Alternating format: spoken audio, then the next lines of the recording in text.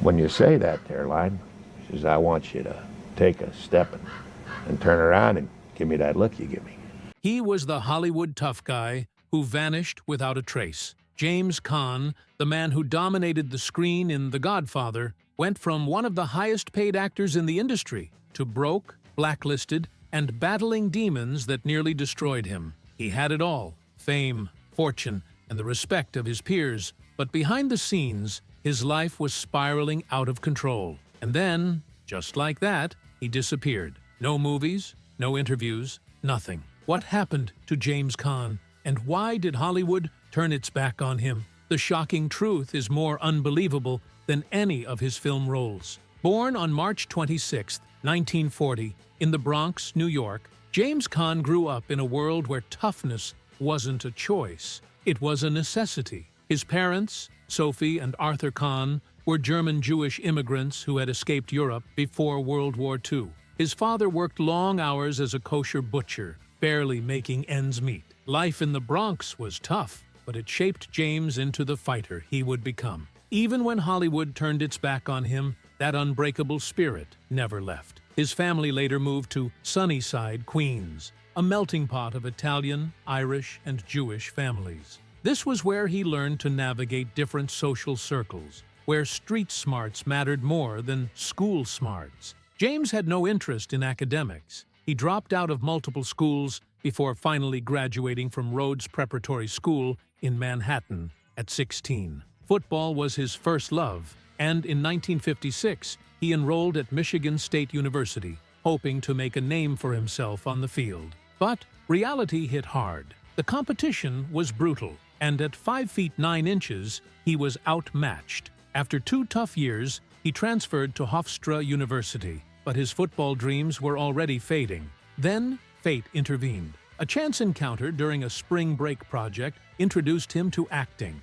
He was hooked. Determined to make it, he enrolled at the neighborhood playhouse in New York City, training under the legendary Sanford Meisner. But getting in wasn't easy. The school only accepted 30 students a year. James barely made the cut, convincing the administration to take a chance on him just days before classes began. From that moment, he gave acting everything he had. The training was brutal. 9 a.m. to 3 p.m. every day, followed by grueling side jobs to pay the bills. Waiting tables, lifeguarding, working at a canning factory, whatever it took, he did it. Nothing would stop him from making it to Hollywood. His first break came in 1961 with a small role on Naked City. More TV roles followed: Route 66, The Alfred Hitchcock Hour, Combat, each one proving he had something special. But television wasn't enough. He wanted more. Hollywood was reluctant to embrace TV actors, but James was determined. His film debut came in 1963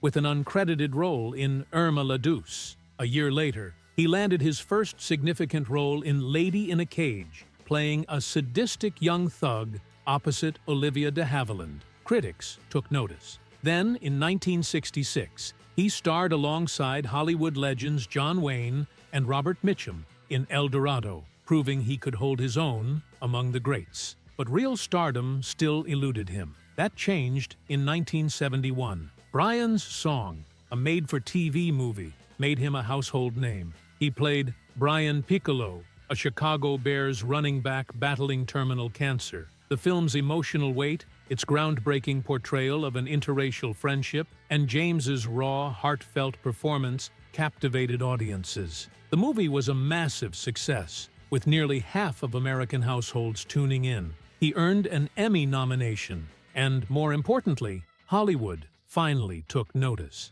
The timing couldn't have been better, because what came next would change his life forever. The Godfather. At first, he was considered for Michael Corleone, but the role ultimately went to Al Pacino. Instead, James was cast as Sonny Corleone, the hot-headed eldest son of the Corleone family. And he was unforgettable. He didn't just play Sonny, he became him. The violence, the loyalty, the fiery temper. It all felt real, and it was. James had grown up around real-life mobsters in Queens. He understood them. He even improvised the now iconic line, "Bada bing," which became part of mafia culture forever. His performance was electrifying. earning him an Academy Award nomination for Best Supporting Actor.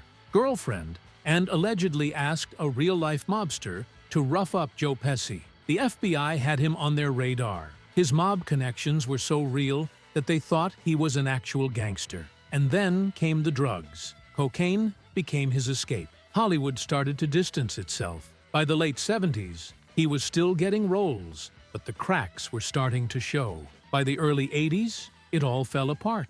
His sister's death devastated him, and he walked away from Hollywood. For 5 years, he was gone. No movies, no interviews, just silence. When he finally resurfaced, he was broke. The man who had made millions was now struggling to get by. Hollywood had moved on, and James Caan was no longer the king of the screen. James Caan's career was nothing short of legendary, but behind the glitz and iconic roles, his personal life was a roller coaster of triumphs and tragedies. At his peak, he was unstoppable, shifting seamlessly from intense dramas to action-packed thrillers. Yet, just when Hollywood seemed to bow at his feet, his world came crashing down. His performance in Rollerball, 1975, was a testament to his versatility, portraying a futuristic sports hero defying a corrupt system, a theme that eerily mirrored the chaos brewing in his own life. The film was ahead of its time, earning 4 BAFTA nominations,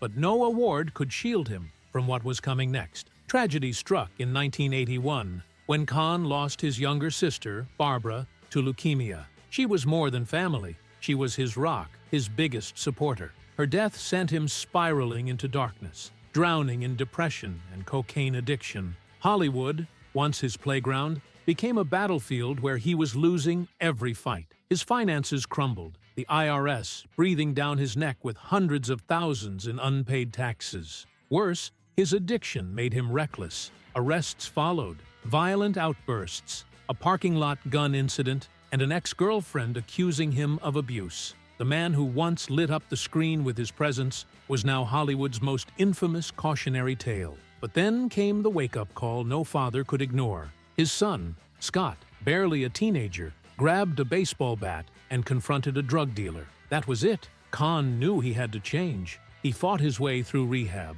determined to prove he wasn't a lost cause. But Hollywood wasn't forgiving. Studios didn't want to take a gamble on a man with his reputation. It took the unwavering support of Francis Ford Coppola to get him back on the big screen in Gardens of Stone, 1987. The film flopped, but Caan's performance reminded everyone why he was a star. Then came Misery, 1990, a role every major actor had turned down. Being trapped in bed for nearly an entire movie? Career suicide. But Caan saw the challenge. His performance as Paul Sheldon, tormented by Kathy Bates's terrifying Annie Wilkes, was nothing short of masterful. And that infamous hobbling scene? His scream was so raw, it made audiences squirm. The film was a box office hit, proving Caan was back. But Hollywood still whispered about his past. Rumors of mob ties clung to him like a shadow. FBI agents mistook him for an actual gangster.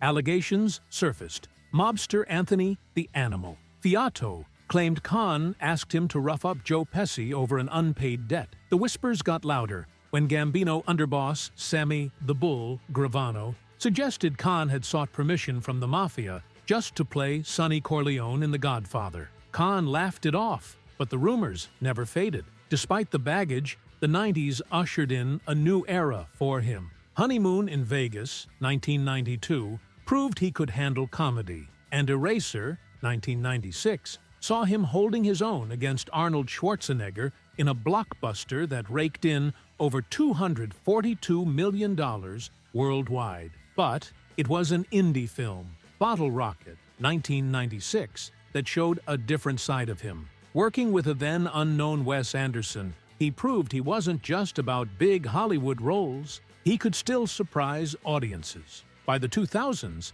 Caan made an unexpected move: television. Las Vegas, 2003, put him back in the spotlight, playing a tough but charismatic casino boss. NBC spent $5 million on the pilot alone, a gamble that paid off. The show became a massive hit, running for 4 seasons. But Caan, ever restless, walked away in 2007, eager to return to films. His final act came with Queen Bee's, 2021, a heartwarming comedy drama about love and second chances in a retirement home. The film had a modest box office run, but later found a second life on Netflix, making it into the platform's top 10 in early 2024. At 81, Caan had one last moment in the Hollywood spotlight before passing away on July 6, 2022.